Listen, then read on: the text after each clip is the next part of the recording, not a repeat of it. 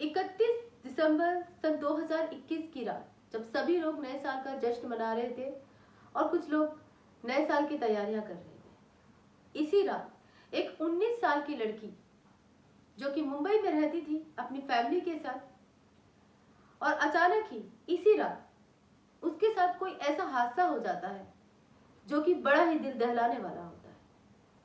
नमस्कार, आदाब, मैं हिना खान और आज मैं आपके लिए लेकर आई हूँ मुंबई के एक ऐसे अपार्टमेंट की कहानी जिसे सुनकर आपका भी दिल दहल जाएगा। ये कहानी है 19 वर्षीय जानवी कुकरेजा की। जानवी काफी अच्छी खुशमिजाज लड़की थी, अपनी फैमिली के साथ मुंबई में रहती थी। 31 दिसंबर की रात जानवी के पिता प्रकाश कुकरेजा का जन्मदिन था और जैसा कि आप सभी लोग जानते हैं कि इस रात नए साल का भी जश्न लोग मनाते हैं, पूरा हिंदुस्तान। तो जानवी अपने कुछ बचपन के खास दोस्तों को लेकर अपने पिता का बर्थडे खास 31 दिसंबर की शाम को मना रही थी। केक काटने की जो रस्म होती है वो करीब कोई शाम 7 बजे तक खत्म हो चुकी थी। उसके बाद जानवी के कुछ बचपन के दोस्त थे और कुछ उसके अपार्टमेंट के दोस्त थे। उन्होंने अपनी एक पार्टी अलग रखी हुई थी, घर से अलग। जानवी का एक दोस्त था जिसका नाम यश आहूजा था। वो सामने ही एक खार में स्थित भागवती हाइट्स नाम की एक बिल्डिंग है, वहां पर रहता था। उसने जानवी को और अपने सभी मिलने जुलने वाले दोस्तों को 31 दिसंबर की रात को पार्टी दी थी कि नए साल का जश्न हम सब लोग मिलकर मनाएंगे। और ऐसा कई बार हो चुका था। जानवी अक्सर अपनी फ्रेंड्स की पार्टी में जाती आती रहती थी और चूंकि जानवी के जो भी दोस्त थे वो कुछ उसके अपार्टमेंट से भी जुड़े हुए थे, यानी उसके करीब नहीं रहते थे, साथ में रहते थे। कुछ लोग बचपन के यार दोस्त थे, इसलिए इसके माता पिता ने कभी रोकबंदी नहीं की, यानी कि सबसे अपनी एक अच्छी जान पहचान थी जानवी की।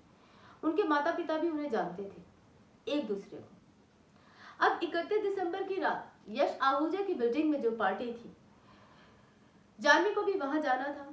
ये पार्टी करीब कोई 9 बजे शुरू होने वाली थी।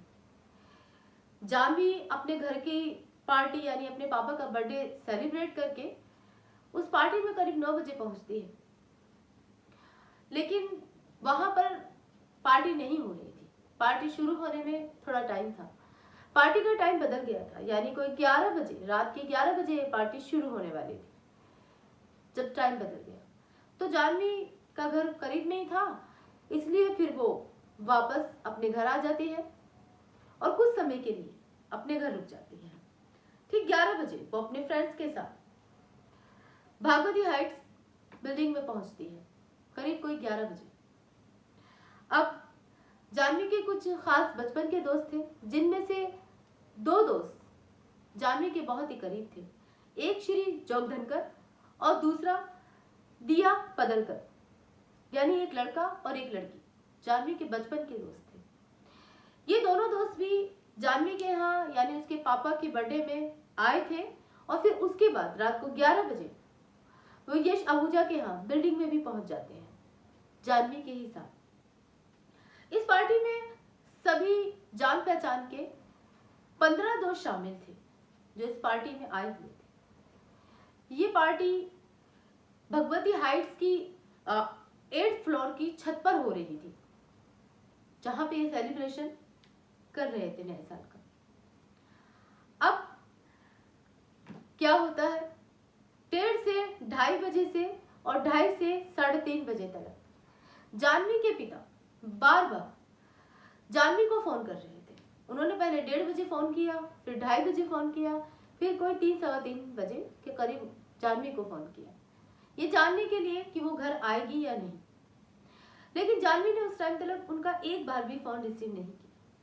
तो जानवी के माता पिता को लगा कि फ्रेंड्स के साथ पार्टी मना रहे हैं और हो सकता है उन्हें देर हो जाए, तो जानवी वहीं रुक जाएगी, तो अगली सुबह शायद वो आएगी। उसके बाद वो लोग भी इंतजार कर सो गए, लेकिन जानवी से उनकी कोई बात नहीं हुई। ये पार्टी रात 11 बजे शुरू हुई और करीब 1 1 बजे तक ये खत्म नहीं हो जाती, लेकिन किसी कारण लोग सेलिब्रेशन में लग गए और ये पार्टी देर रात तक चलती रही। खैर कोई बात नहीं। सुबह 5 बजे प्रकाश कुकरेजा के घर पर फोन आता है अचानक। उनको लगता है कि शायद कोई नए साल की बधाई देने के लिए मुझे इतनी सुबह फोन कर रहा है, लेकिन जब वो फोन उठाते हैं और बातचीत होती है तो पता चलता है कि जानवी का एक एक्सीडेंट हो गया है और उन्हें फौरन हॉस्पिटल आना होगा। फोन रखते ही उन्हें फिर एक दूसरा फोन आता है जो कि दिया पदलकर के पिता समीर पदलकर का था। वो कहते हैं जानवी के पिता से कि दिया तो आहूजा हॉस्पिटल में है और जानवी बाबा हॉस्पिटल में है और आपको खार पुलिस स्टेशन आना होगा।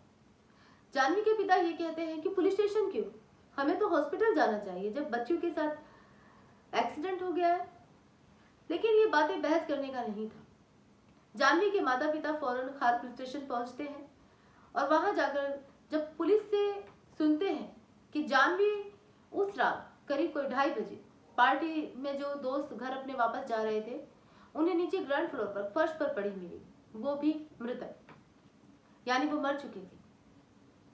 ये सुनकर जानवी के माता पिता को काफी बड़ा शॉक लगता है और वो कहते हैं कि जानवी तो अपने सभी फ्रेंड्स के साथ, यानी उसके बचपन के दोस्त थे, उनके साथ पार्टी में गई थी, फिर वहां ये तरीके का हादसा कैसे हो सकता है। कुछ समझ नहीं आता कि आखिर मामला क्या है। फिर पार्टी में जितने भी दोस्त शामिल थे पुलिस उनसे पूछताछ करती है और जानवी की जो लाश होती है, उसका जो शव होता है, उसे पोस्टमार्टम के लिए भेज देती है और भगवती हाइट्स में जहां पर पार्टी चल रही थी वहां की भी जांच करती है। तो 8 फ्लोर से नीचे 7 फ्लोर 6, 5, 4, 3, 2, 1 यानी ग्राउंड फ्लोर तक पुलिस ऊपर से लेकर नीचे तक जब जांच करती है तो वहां पर कुछ ऐसी चीजें मिलती हैं जो जानवी की ही थी, जैसे कि पीली चूड़ियां, एक सैंडल, इयररिंग, बालों के हेयर बैंड और कुछ बाल भी और खून के धब्बे जो ऊपर से नीचे तक पुलिस को मिलते हैं। ये सब चीजें जानवी की ही थी और ऐसा लग रहा था कि ऊपर से नीचे तक जानवी को मार पीट करके लाया गया था और तब उसे मार कर नीचे ग्राउंड फ्लोर पर डाल दिया था।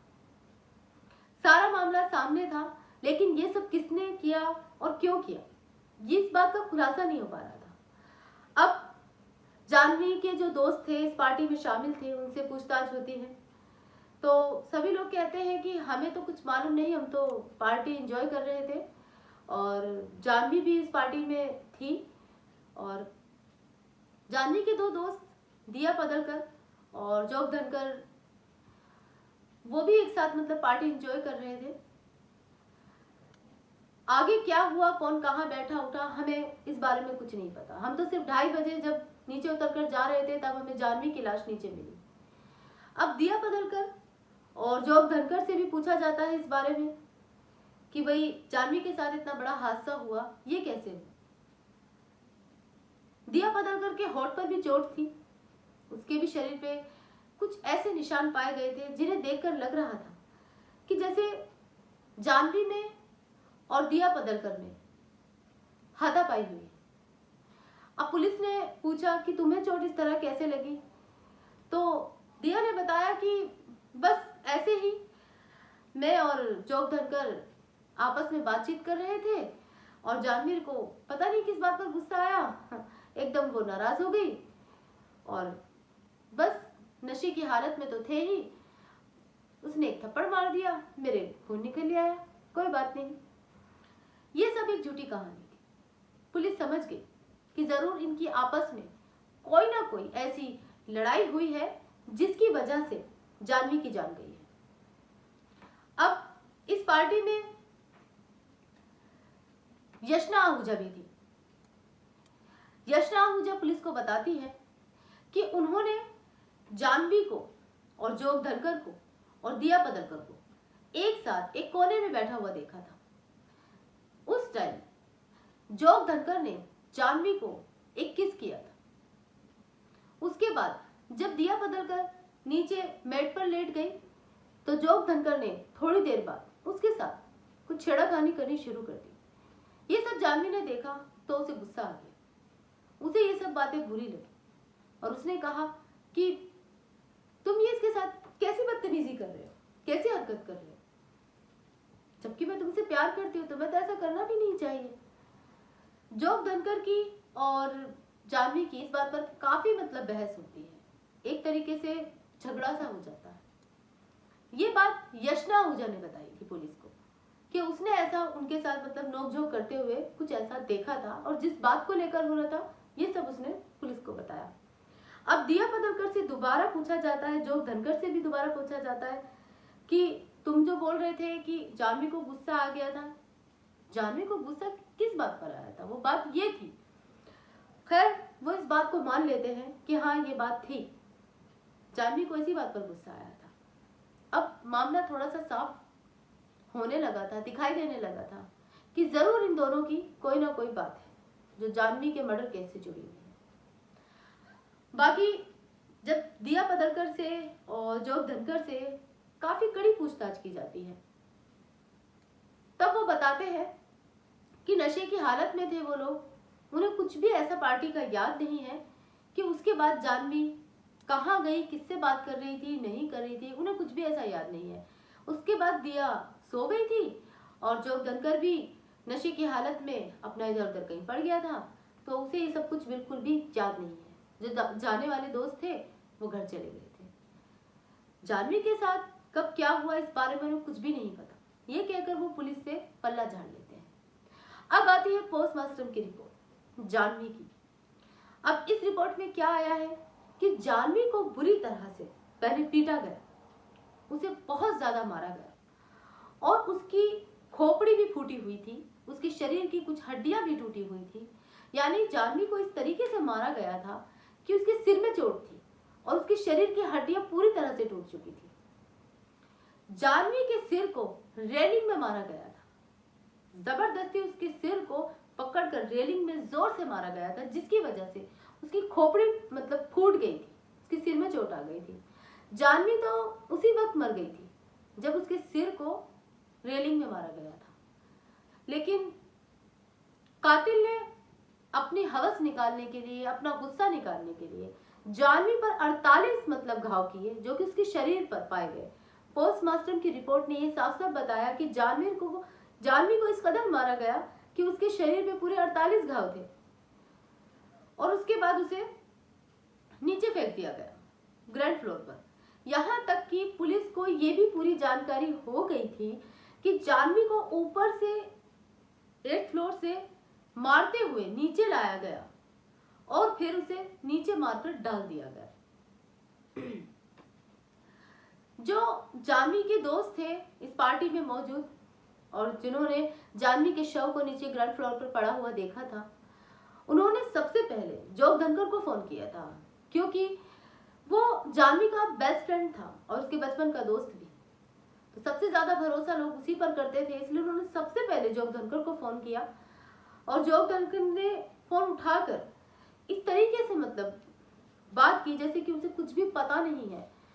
इस तरीके से उसने उन लोगों से बात की, उसे जरा सा भी इस बात का वो नहीं हुआ कि जैसे इस मामले में उसकी कोई बात है, शक ही नहीं होने दिया उसने किसी को। और दिया ने भी ऐसे ही कुछ रिएक्ट किया, उसने भी कुछ इस तरीके से दिखाया कि जैसे उसे कुछ भी नहीं पता कि जानवी के साथ ये सब किसने और क्यों किया है, जबकि करने वाले ये दो ही कातिल थे, जिसकी वजह ये थी कि दिया इस बात को जानती थी कि जानवी जोग धनकर से प्यार करती है, लेकिन दिया भी जोग धनकर को चाहती थी और जोग धनकर जानवी से जुड़ा हुआ था, वो उसे चाहता था।